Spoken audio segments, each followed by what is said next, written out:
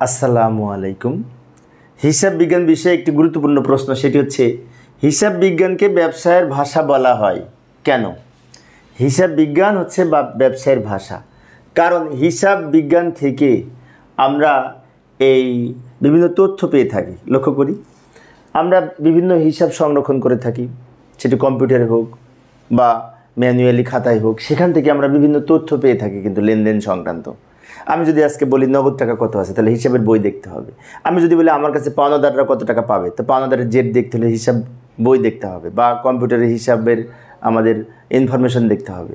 আমি যে হিসাব সংক্রান্ত যাই চাই না কেন, আমাকে হিসাব বিজ্ঞান হেল্প করতেছে। সেজন্য বলা হয়েছে হিসাব বিজ্ঞান হচ্ছে ব্যবসায়ের ভাষা। 2 মার্কসের জন্য আরেকটু লিখতে পারি এরকম করে। লক্ষ্য করি, এই যে আমি একটু দ্রুত লিখে দিলাম সময় সেভ করার জন্য। হিসাব বিজ্ঞানের মাধ্যমে আর্থিক ঘটনাসমূহ হিসাবের বইতে লেখা হয় এবং ফলে নির্দিষ্ট হিসাব শেষে সামগ্রিক ফলাফল ও আর্থিক অবস্থা নিরূপণ করা যায়। এবং হিসাব বিজ্ঞানের জ্ঞান ব্যবহারের মাধ্যমে আমরা বিভিন্ন প্রতিবেদন প্রস্তুত করে থাকি। আবার হিসাব বিজ্ঞানকে বর্তমানে তথ্য ব্যবস্থাপনা বলা হয়। হিসাব তথ্য আমরা বিভিন্ন জায়গায় ব্যবহার করতে পারি, তাই হিসাব বিজ্ঞানকে বলা হয় ব্যবসায়ের ভাষা। কারণ ব্যবসা সংক্রান্ত যাবতীয় তথ্য আমরা হিসাব বিজ্ঞান এর মাধ্যমে পরিচালিত হিসাব থেকে পেয়ে থাকি। এটুকু লিখলে হবে 2 মার্কসের জন্য। হিসাব বিজ্ঞানকে কেন ব্যবসায়ের ভাষা বলা হয়।